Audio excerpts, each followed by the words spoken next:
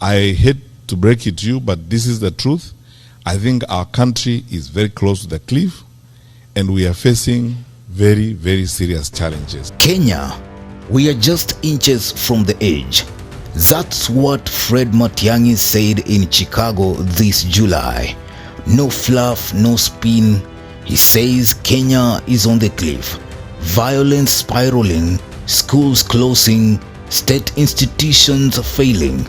And if that doesn't scare Kenyans, listen on, because this isn't a political theater, it's a wake-up call. And we are facing very, very serious challenges.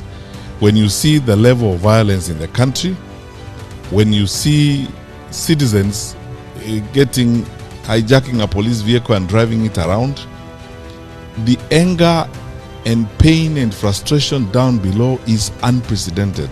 I have not seen it before. Those of you who have come from Kenya recently, you can bear me out on this.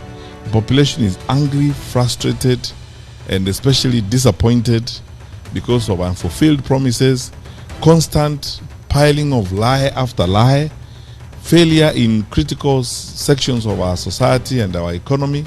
You know the challenges we are facing now in the education sector, nearly chaotic. No one knows what's going to happen next. Capitation not going to schools. I am told, because I speak to a lot of principals these days, that the schools are going to close a bit early because of budgetary challenges and so on. All these are signs of state failure. This wasn't a campaign fluff. It was a charged address before the diaspora.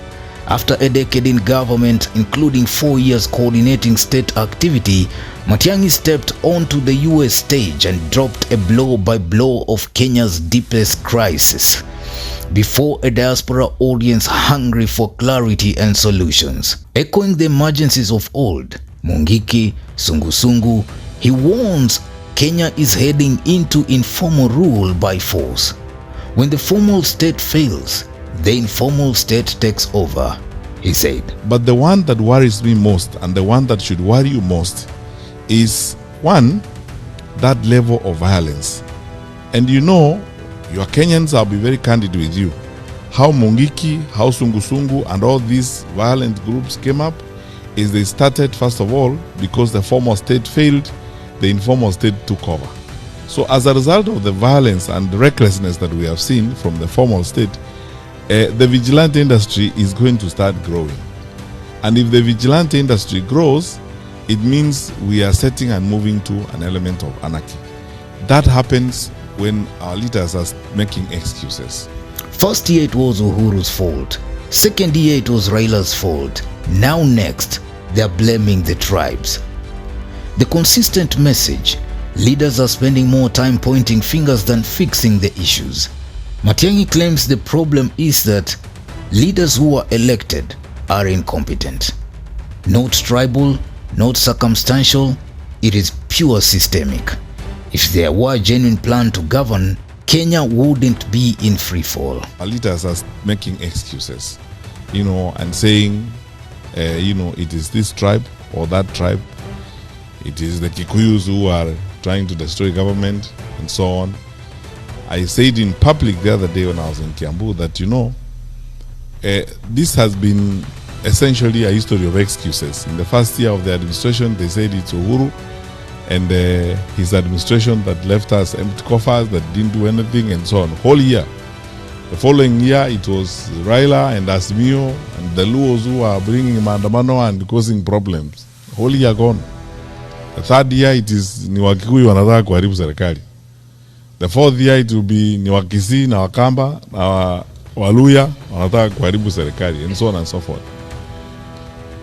That's why I said there's nothing wrong with our country, except that we elected through a democratic process incapable leaders who clearly, sometimes you wonder whether they had a plan to govern or they had a plan to do something else. Because if they had a plan to govern, we will not be in the state in which we are.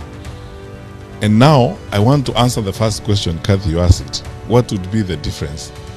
I want to be absolutely frank with you. I am here and I am interested in running because I believe that I will offer better management and better coordination of government than what we are seeing.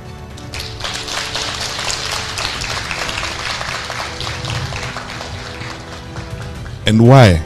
I said the other day in a TV interview that after 10 years of service as a minister, and the last 4 of them spent as coordinator of government activities, I understand government almost like the back of my hand. That what actually needs to be done.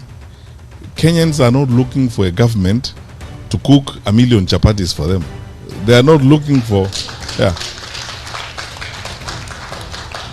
Kenyans are not looking for a government to make the bed for them or raise the children for them, or the Kenyans are looking for a government that will do one thing: just wake up in the morning, go put your ass on the chair and work. That's all. Do your work. And don't make excuses. When you're supposed to do the work, don't make excuses and say it's so and so, it's so and so. My commitment, and I've been telling fellow Kenyans that since I put my name on the ticket and I put my hand on this, I'm saying this: hold me to account. I will not make excuses. I will not shirk.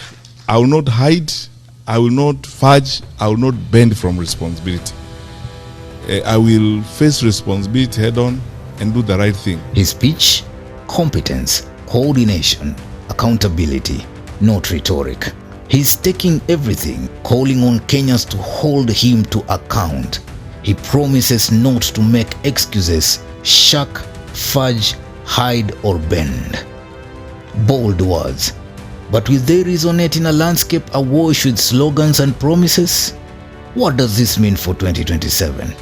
Does he galvanize a serious contender or risk fading among louder voices?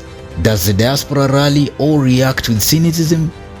One thing is clear: his speech isn't just political theater, it challenges Kenya to face its fractures head-on.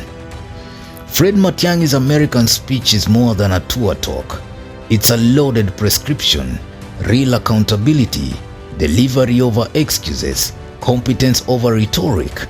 For anyone tracking Kenyan political currents, this is your red flag or your rallying cry. Former Interior CS Fred Matiang'i joined DCP leader Rigathi Gachagua in the United States on parallel missions to woo influential and moneyed supporters. Newsroom, Maisha TV, Bushabi Jr.